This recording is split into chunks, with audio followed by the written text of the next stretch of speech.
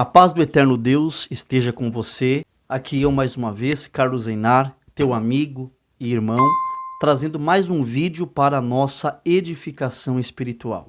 Estão aqui as minhas redes sociais, siga lá.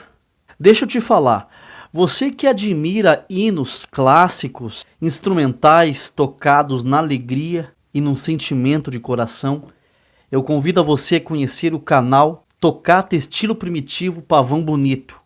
Lá tem diversos vídeos de hinos tocados com vários instrumentos. Faça uma visita no canal. Se você gostar, inscreva-se. O link estará aqui abaixo na descrição. Eu recebi vários directs no Instagram e também várias mensagens nos meus vídeos aqui no YouTube para que eu fizesse um react do vídeo de um pastor famoso aqui do YouTube, um pastor calvinista de linhagem presbiteriana, pastor da Igreja Aliança do Calvário, o pastor Paulo Júnior. Ele fez um vídeo comentando o que ele acha da CCB. E na verdade um vídeo com algumas poucas verdades, mas a maioria da narrativa são achismos de uma pessoa que desconhece totalmente a instituição Congregação Cristã no Brasil. Eu, como membro e frequentador da Congregação Cristã no Brasil há quase 30 anos, eu irei ser sincero reagindo a esse vídeo. Confesso que a Congregação Cristã no Brasil, ela não é perfeita, existem imperfeições, mas tem muita coisa que foi falada no vídeo que, infelizmente, demonstra a falta de compostura na narrativa e na análise desse dito pastor. Sem mais delongas, vamos para o vídeo. Muitas pessoas me perguntam o que penso da Congregação Cristã do Brasil. Um fato interessante é que nós recebemos muitos e-mails de membros da Congregação Cristã do Brasil nos fazendo diversas perguntas. E também, sempre que viajo para pregar em outras cidades ou estados do país, muitos membros da Congregação Cristã do Brasil comparecem para assistir a mensagem e, ao término dela, me procuram para fazer perguntas. Bom, eu gastaria muito tempo para falar dos equívocos da Congregação Cristã do Brasil, como, por exemplo, o uso do véu por parte das mulheres. Para eles, a mulher só pode orar tendo a cabeça coberta com o véu. E isso está muito claro na Escritura, que Paulo estava se referindo ao tempo, aos costumes e à cultura da época. Bom, o primeiro ponto que ele cita é o uso do véu. Independente de Congregação Cristã no Brasil ou não, o véu ele é bíblico e é um mandamento apostólico. E o interessante é que esse senhor, Paulo Júnior, ele é da linhagem calvinista. E os calvinistas têm um princípio das 5 solas da Reforma Protestante. E um dos primeiros princípios é o sola scriptura, que diz que a Escritura é suprema em matéria de vida e doutrina, e que as Escrituras é a única fonte dos mandamentos e das doutrinas divinas. E esse senhor Paulo Júnior, ele vem com essa conversa absurda contra o uso do véu, com uma narrativa que é a mesma narrativa de muitos pastores e teólogos, uma narrativa falaciosa e mentirosa, que o uso do véu era para aquele local, para aquela época, para aquele tempo e para aquela cultura.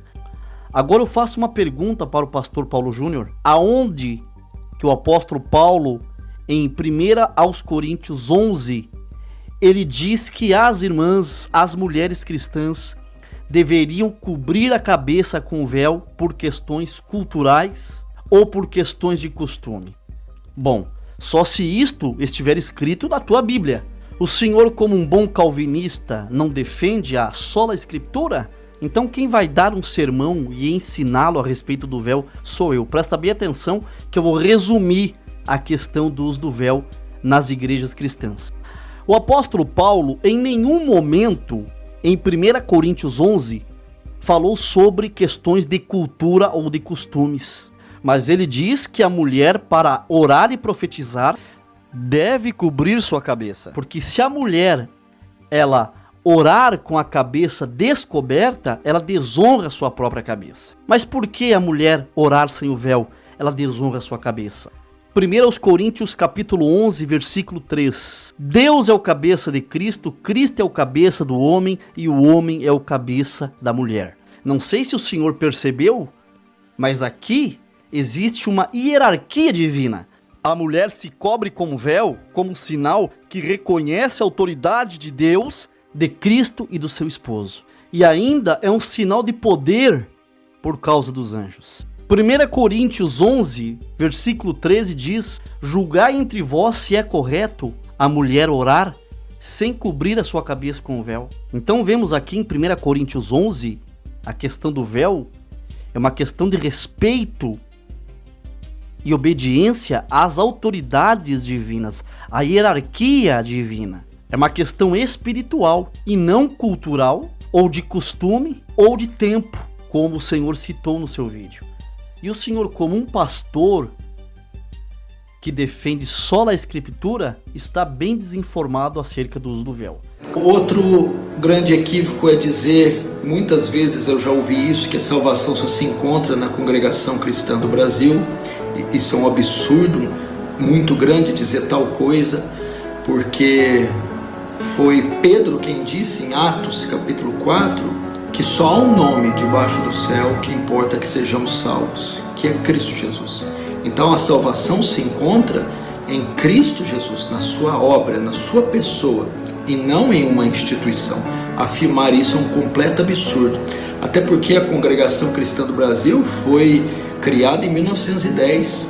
Como então havia salvação antes disso?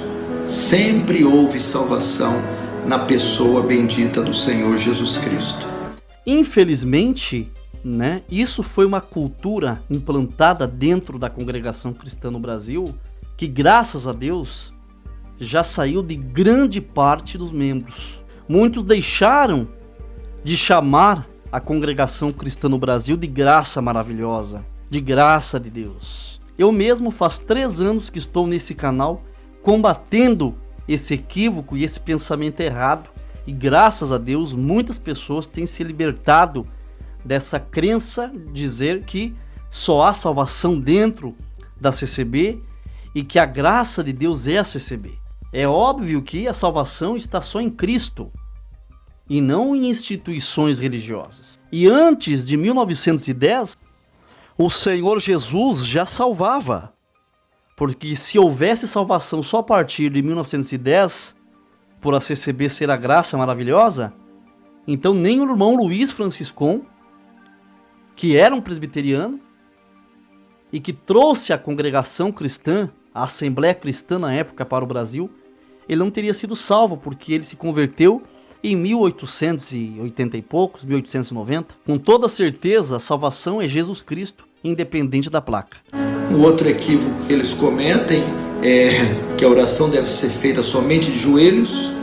Se você notar, Jonas orou dentro de um ventre de um peixe e não estava de joelhos. Os discípulos no Pentecoste oraram sentados. Muitas vezes os apóstolos e os profetas oravam de pé. Então nós vemos que a oração não é necessariamente para ser feita apenas de joelhos. O Senhor argumenta de nós orarmos somente ajoelhados. Nós oramos ajoelhados não por uma obrigação, mas porque nós entendemos que Deus, o Pai Celestial, Ele merece toda a honra, respeito e reverência. Nós nos ajoelhamos para prestar a nossa adoração a Deus e demonstrar a nossa humildade ao Todo-Poderoso. E o Senhor disse que os apóstolos oravam em pé. É um grande equívoco seu, porque nós oramos ajoelhados, porque nós temos muitos exemplos que os servos de Deus, quando eles oravam, eles se colocavam ajoelhados. Lucas 22:41 diz que Jesus foi com os discípulos para o Monte das Oliveiras e ele se afastou em uma distância, dobrou seus joelhos e orou. Em Atos capítulo 9, verso 40, quando o apóstolo Pedro foi orar para Tabita, ele entrou no quarto, chegou diante do corpo da menina, dobrou seus joelhos e orou a Deus. Em Atos capítulo 21, versículo 5, quando o apóstolo Paulo se encontrou com alguns discípulos e ficou com eles alguns dias, estava partindo, eles se afastaram da cidade e foram até a praia, e ao se despedir, dobraram seus joelhos e oraram a Deus. Oraram ajoelhados. Agora o senhor, Paulo Júnior, usar os argumentos já mastigados, que já viraram carne de vaca, como, Jonas estava no ventre da baleia e ele não orou ajoelhado. É óbvio, Jonas não estava numa circunstância favorável para se dobrar os joelhos e orar. Agora, lhe digo, nunca falamos que Deus só ouve a oração, só escuta o clamor daquele que ora ajoelhado. Isso é uma grande mentira. Porque Efésios capítulo 6, versículo 18 diz: orar em todo tempo, vigiarmos em petições. Então, se Deus só ouve oração ajoelhado, como que nós oramos em todo tempo? As nossas irmãs oram lavando a louça, eu oro em uma viagem dentro de um ônibus, em comunhão, em espírito. Então, é um equívoco do Senhor. Um outro grande equívoco é dizer que o pecado sem perdão, o pecado para a morte, que está na primeira carta do apóstolo João, é o pecado de conotação sexual, como adultério.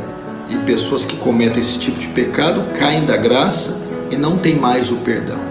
É óbvio que aquele pecado para a morte que João está citando na sua primeira carta, ele está falando da apostasia, do abandono total da fé, da blasfêmia contra o Espírito Santo.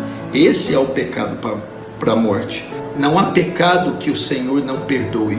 Todos os pecados são passivos do perdão de Deus. Se for este o caso, como fica Davi, que além de adultério cometeu um crime hediondo, projetando todo o assassinato de Urias. Então o pecado para a morte, o pecado sem perdão, não se trata de pecados de conotação sexual, e sim a apostasia e a blasfêmia contra o Espírito Santo. Esses são alguns dos absurdos que a congregação cristã ensina, pratica e comete.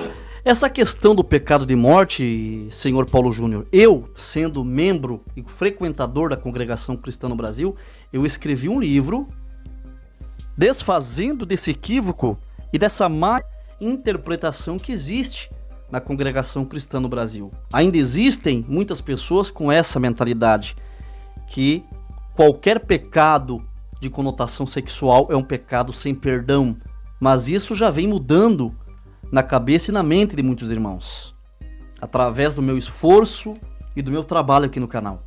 Mas para mim os mais graves deles são dois. Primeiro, o desprezo que eles têm pelo estudo das Escrituras. Geralmente os seus líderes, os seus anciãos, não prezam pelo estudo sistemático da Escritura, nem ensinam expositivamente a Escritura, se debruçando sobre a Bíblia e estudando o significado de cada texto, os seus originais, para poder transmitir à sua congregação o que a palavra de Deus diz e o que o autor tinha em mente quando escreveu. Então não é comum um membro da congregação cristã, nem tampouco seus líderes, estudarem profundamente a Escritura. Infelizmente existe essa realidade de ter pouco incentivo e não ter nenhum estudo sistemático das Escrituras dentro da congregação cristã no Brasil. Inclusive aqui no meu canal, os meus inscritos que são membros da CCB, eles reclamam muito que sentem falta de estudos exegéticos, hermenêuticos, para melhor entendimento das Sagradas Escrituras. E eu tenho incentivado muitos irmãos que me assistem a estudar as suas Bíblias autonomamente em suas casas. Mas o senhor se engana. Como existe muitos anciãos que são avessos e contra os estudos das Escrituras, conheço outros anciãos e cooperadores que são amantes da palavra de Deus, leitores da Bíblia, estudiosos da Bíblia e que buscam conhecimento nos originais do hebraico e do grego. Eu mesmo sou um autodidata e um profundo estudioso das Escrituras, mas eu tenho certeza que esse cenário dentro da CCB, quem sabe um dia pode mudar.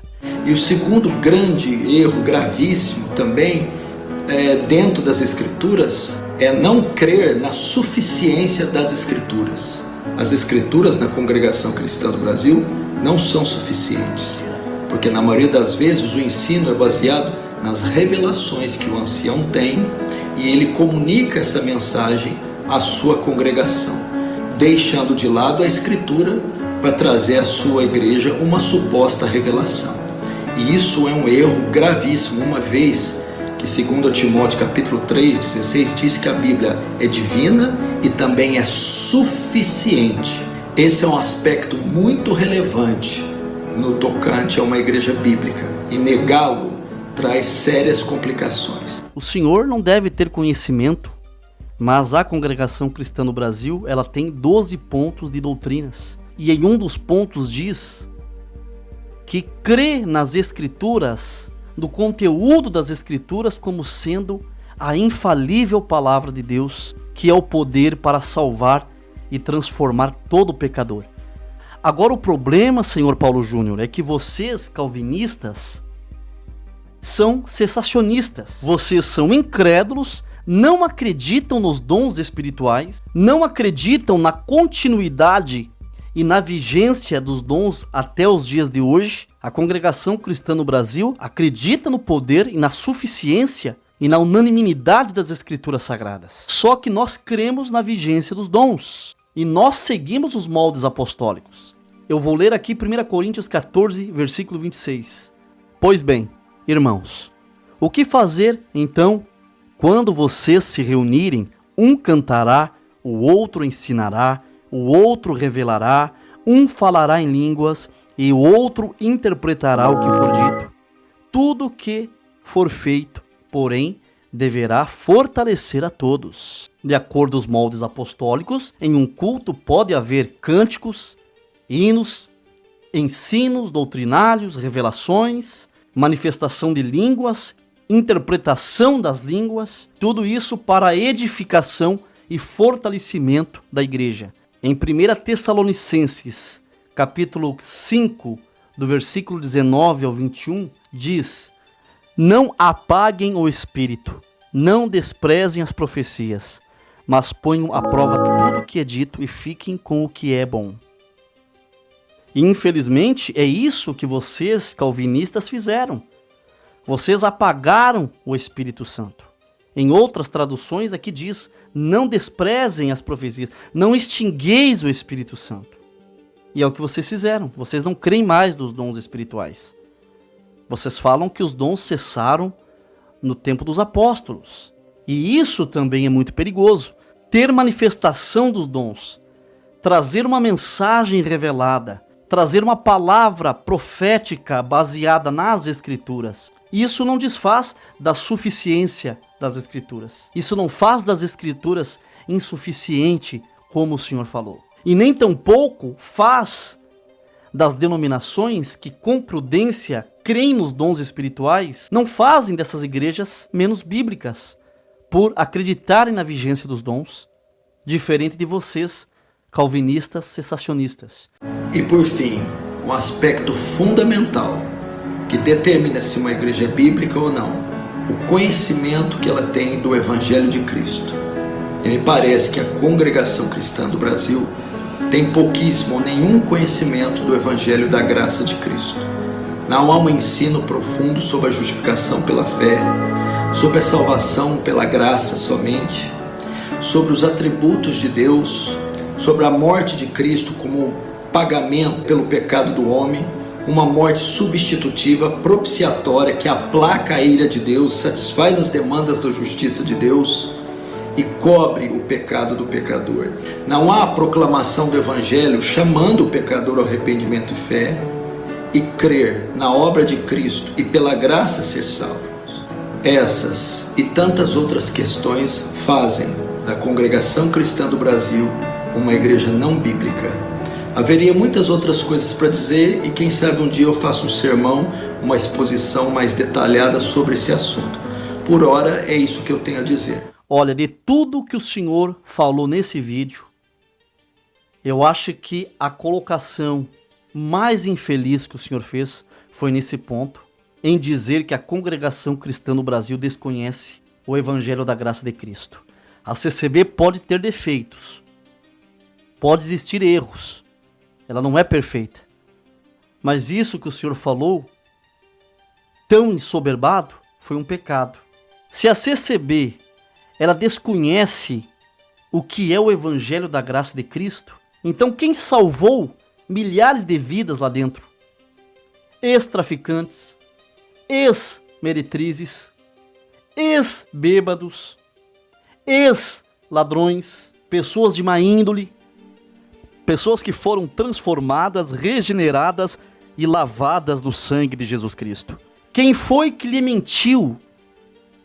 Ele disse essa barbaridade, que nós não sabemos que a morte de Cristo foi a propiciação e a paga pelos nossos pecados. O Senhor só pode estar de gozação com a nossa cara.